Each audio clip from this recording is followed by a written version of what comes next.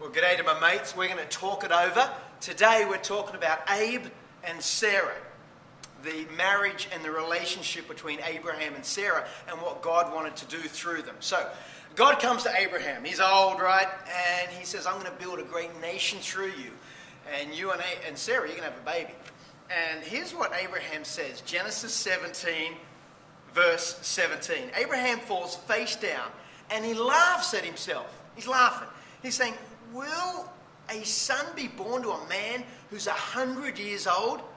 And then he says, will Sarah, it's his wife, bear a child at the age of 90? So just imagine, he's 100, she's 90, and suddenly God's told them they're going to have a child.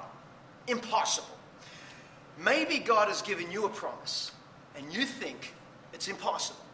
Maybe God has given you a promise that you're going to be debt-free, that you're going to climb out of a mountain of debt that is around you. Maybe God's given you a promise that you're going to have a great marriage, and you look at your marriage and think, God, you don't know what we're going through. It's impossible.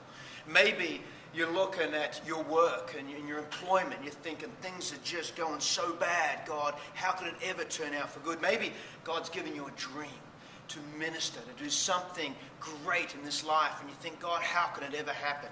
Well, Abraham and Sarah were right where you're at today. But here's the whole point of the story. God is bigger.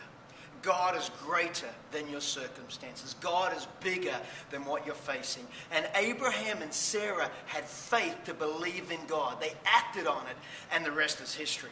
So for you today, what's God's asking you to do? What is God saying that you should take that little step of faith? Because hear how the story ends. Abraham says at the end of his life, he says, I am fully persuaded, not partially, I'm fully persuaded that God's power is able to do what he's promised. God is able to do what he's promised you. Release some faith, do something, and recognize it's not your ability, it's not your circumstances, it's the power and the ability of God to do it through you. Dream the dream. God wants to do something great through you. Have a great day.